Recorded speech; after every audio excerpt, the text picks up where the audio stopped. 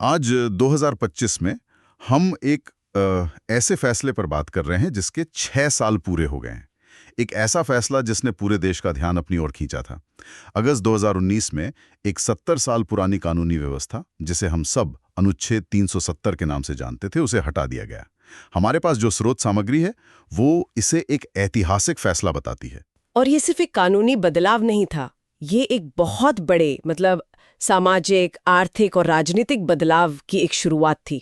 इस पर बात करना इसलिए ज़रूरी है क्योंकि देखिए 6 साल एक अच्छा समय होता है किसी भी बड़े फैसले के असर को ज़मीन पर देखने के लिए, उसे समझने के लिए। बिल्कुल। तो आज की हमारी इस बातचीत का मकसद भी यही है कि इन स्रोतों के आधार पर इस पूरे मामले को परत दर परत समझा जाए। हम सीधे नतीजों पर नहीं कूदेंगे।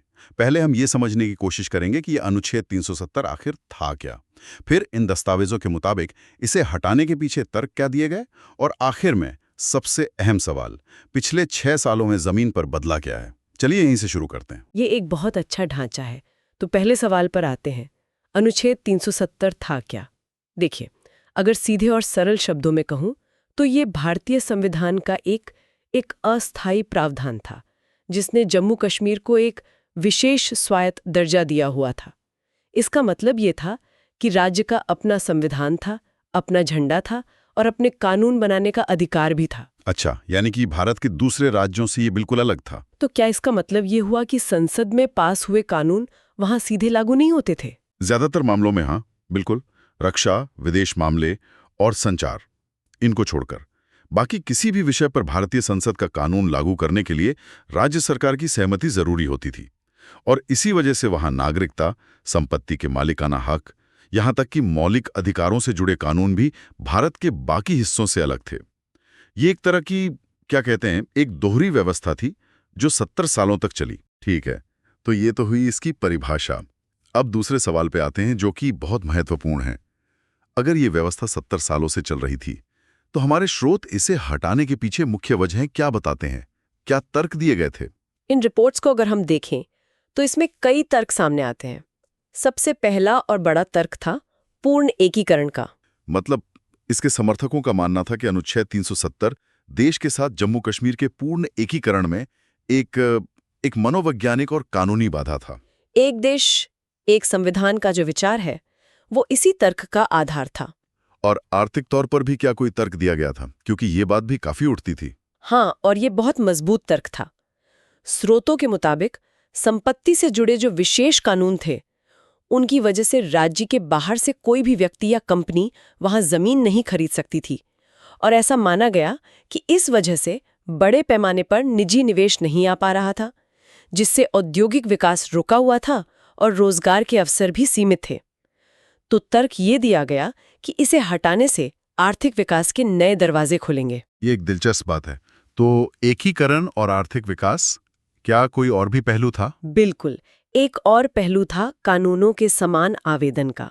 हमारे स्रोत इस ओर इशारा करते हैं कि केंद्र सरकार के कई प्रगतिशील कानून, जैसे कि शिक्षा का अधिकार हो गया, महिलाओं के अधिकार या दलितों और आदिवासियों के संरक्षण से जुड़े कानून, ये वहां पूरी तरह से लागू नहीं हो पाते थे।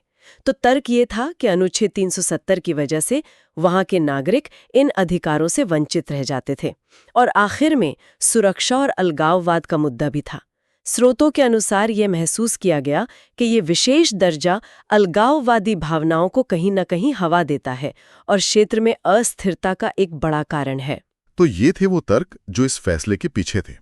पूर्ण एकीकरण, आर्थिक विकास को बढ़ावा, सभी नागरिकों को समान अधिकार देना और सुरक्षा की स्थिति को बेहतर करना। अब हम उस सवाल पर आते हैं जिसका मुझे लगता है सब इंतजार कर रहे हैं। 6 साल बाद इन तर्कों की जमीनी हकीकत क्या है? हमारे स्रोत क्या आंकड़े और तथ्य पेश करते हैं? चलिए सुरक्षा से शुरू करते हैं। सुरक्षा के मोर्चे पर जो आंकड़े इन रिपोर्ट्स में दिए गए हैं वे काफी नाटकीय बदलाव दिखाते हैं।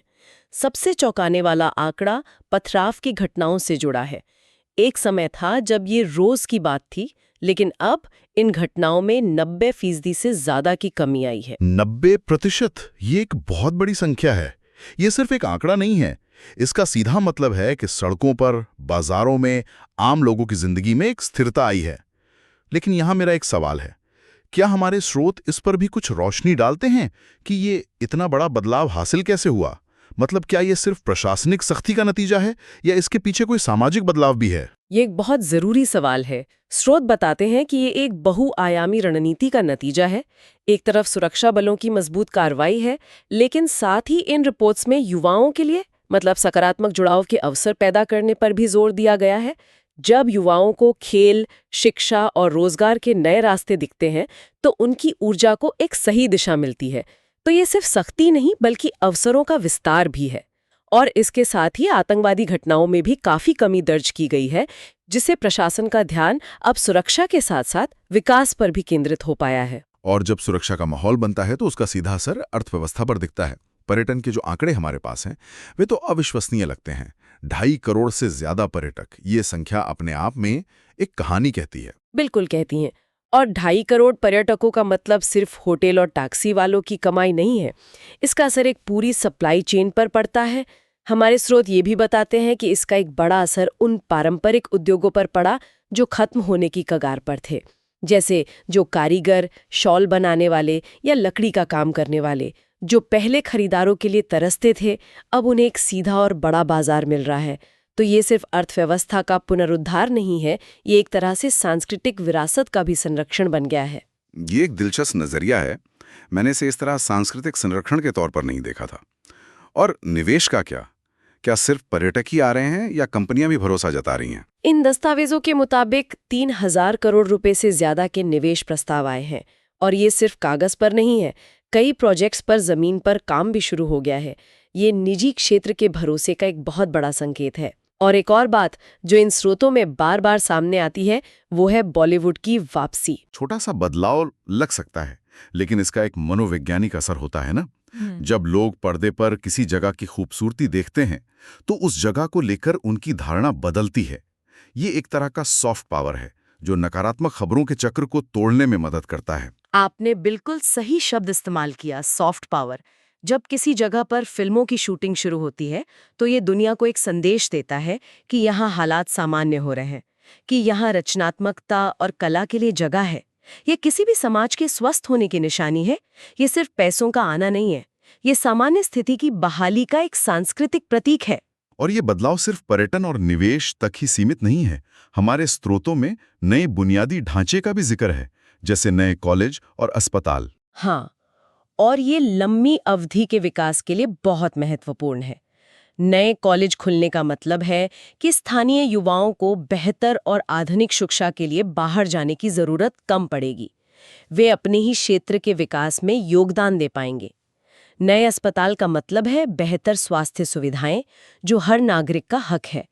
ये विकास का एक समग्र मॉडल बनाने की कोशिश है, जो सिर्फ अर्थव्यवस्था तक सीमित न रहकर लोगों के जीवन की गुणवत्ता को भी बेहतर करे। तो ये आंकड़े और तथ्य एक मजबूत नींव की तरफ इशारा करते हैं, और स्रोत इसी नींव पर भविष्य की इमारत खड़ी होते हुए देख रहे हैं। 2025 और उसके बाद के लिए उनकी उम्मीदें क्या हैं? यहाँ से आगे का रास्ता कैसा दिखता है? आगे के रास्ते के लिए इन रिपोर्ट्स में सबसे पहली और अहम बात कही गई है नीतिगत स्थिरता की। सुप्रीम कोर्ट ने भी इस फैसले को बरकरार रखा है, जिससे अब नीतियों को लेकर एक स्पष्टता और स्थिरता आ गई है। ये इन्वेस्टर्स और बिजनेस के लिए एक बहुत बड़ा सकारात्मक संकेत है। जब उन्हें पता होता है कि नियम अचानक नहीं बदलेंगे, तो वो लंबी अवधि की योजनाएं बना सकते हैं। और इसी स्थिरता का नतीजा होगा कि निवेश और पर्यटन में और भी बढ़ोतरी देखने को मिलेगी। हम शायद 2.5 करोड़ के आंकड़े को भी पार करते हुए देखें। लेकिन एक और बात है जिसका जिक्र हमारे स्रोतों में है, और वो है राजनीतिक प्रक्रिया की बहाली। इस पर क्या कहा गया है? स्रोत बताते हैं कि राजनीतिक प्रक्रिया धीरे धीरे बहाल होगी। यहाँ ये जो धीरे धीरे शब्द का इस्तेमाल है, ये बहुत मायने रखता है। यह संकेत देता है कि यह एक सोची समझी और शायद जटिल प्रक्रिया होगी। यह जल्दबाजी में नहीं, बल्कि एक स्थायी समाधान की दिशा में उठाया गया कदम लगता है। ऐसा लगता है कि प्राथमिकता पहले जमीनी स्तर पर आर्थिक और सामाजिक स्थिरता लाने की है, ताकि जब राजनीतिक प्रक्रिया पूरी तरह से बहाल हो तो उसकी नींव मजबूत हो। ये एक बहुत अहम बिंदु है, यानी आर्थिक विकास और राजनीतिक स्थिरता को एक साथ साधने की कोशिश। ये अपने आप में एक बड़ी चुनौती भी होगी और एक बड़ा अवसर भी। बिल्कुल। आर्थिक विकास से लोगों की आकांक्षाएं बढ़ती हैं और उन आकांक्षाओं को एक स्थिर राजनीतिक ढांचे में जगह देना जरूरी होता है। ये दोनों प्रक्रियाएं अगर साथ साथ चलें तभी विकास टिकाऊ हो सकता है। और आखिर में इन सब का सबसे बड़ा फायदा किसे मिलेगा? स्रोत साफ तौर पर युवाओं की बात करते हैं। नए अवसर, नई उम्मीदें। हाँ, और ये शायद इस पूरे बदलाव का सबसे महत्वपूर्ण नतीजा हो सकता है। ये एक चक्र की तरह है। बेहतर शिक्षा और नए कॉलेज कुशल युवा तैयार करेंगे। बढ़ता हुआ निवेश और पर्यटन उनके लिए नौकरियां पैदा करेंगे। और जब युवाओं के पास अवसर और उम्मीदें होती हैं, तो वे समाज की प्रगति में सकारात्मक योगदान देते हैं। ये किसी भी क्षेत्र को अस्थिरता से निकालकर विकास के रास्ते पर लाने का सबसे टिकाऊ तरीका है। एक ऐसी पीढ़ी तैयार करना जो अपने भविष्य को लेकर आशावादी हो। तो कुल मिलाकर इसका मतलब क्या है? अगर हम इन सभी स्रोतों को एक साथ रखकर देखें, तो अनुच्छेद 370 के हटने के 6 साल बाद की तस्वीर काफी बदली हुई नजर आती है। सुरक्षा, अर्थव्यवस्था और विकास के पैमाने पर जो आंकड़े हैं, वे एक बड़े बदलाव की ओर साफ साफ इशारा करते हैं। चाहे वो पथराव में 90% की कमी हो, 2.5 करोड़ पर्यटकों का आना हो, या फिर 3,000 करोड़ का निवेश, ये सब एक नई कहानी कहते हैं। बिल्कुल। स्रोत हमें विकास और सुरक्षा के मजबूत आंकड़े दिखाते हैं। ये कहानी का एक पक्ष है जो बहुत महत्वपूर्ण है। यह हमें बताता है कि क्या बदला है। लेकिन अब जो सोचने वाली बात है वो इन आंकड़ों से परे है। अब सवाल ये उठता है कि इन आर्थिक और सुरक्षा के बदलावों के बीच जमीनी स्तर पर लोगों के सामाजिक और सांस्कृतिक जीवन में किस तरह के बदलाव आ रहे होंगे, और अगले दशक में ये क्षेत्र अपनी पहचान को किस नए रूप में परिभाषित करेगा। विकास की ये नई धारा वहाँ की सदियों पुरानी संस्कृति और सामाजिक ताने बाने के साथ कैसे घुलेगी मिलेगी? ये वो सवाल है जिसका जवाब हमें आने वाले समय में मिलेगा। अगर आपको ये वीडियो पसंद आई तो लाइक, सब्सक्राइब और कमेंट जरूर करें। मिलते हैं अगले वीडियो में।